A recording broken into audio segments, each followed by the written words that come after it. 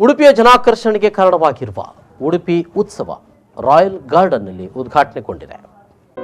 ಪ್ರತಿ ವರ್ಷ ವಿಭಿನ್ನ ಜನಾಕರ್ಷಣೆಯನ್ನ ಹೊತ್ತು ತರುವ ಉಡುಪಿ ಉತ್ಸವ ಉದ್ಘಾಟನೆಗೊಂಡಿತು.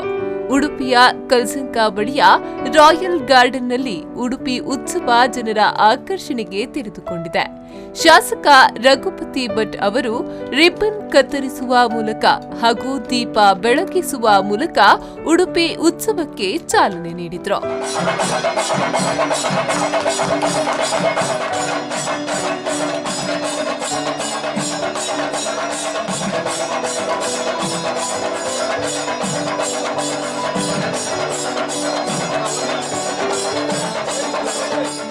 ಈ ಸಂದರ್ಭದಲ್ಲಿ ಉಡುಪಿ ಉತ್ಸವದ ರೂವಾರಿ ಎನ್ಸಿಎಫ್ನ ನಿರ್ದೇಶಕ ಗೌತಮ್ ಅಗರ್ವಾಲ್, ನಗರಸಭಾ ಸದಸ್ಯರು ಉಪಸ್ಥಿತರಿದ್ದರು.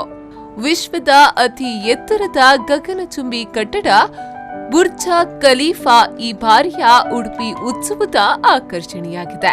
ಅದರ ಜೊತೆಗೆ ಸೆಲ್ಫಿ ಕಾರ್ನರ್, ಅನೇಕ ಮಳಿಗೆಗಳು, ಮನೋರಂಜನೆ ನೀಡುವ ಅಮ್ಯೂಸ್ಮೆಂಟ್ಗಳು ಉಡುಪಿ ಜನತೆಗೆ ಮುದ ನೀಡಲಿದೆ.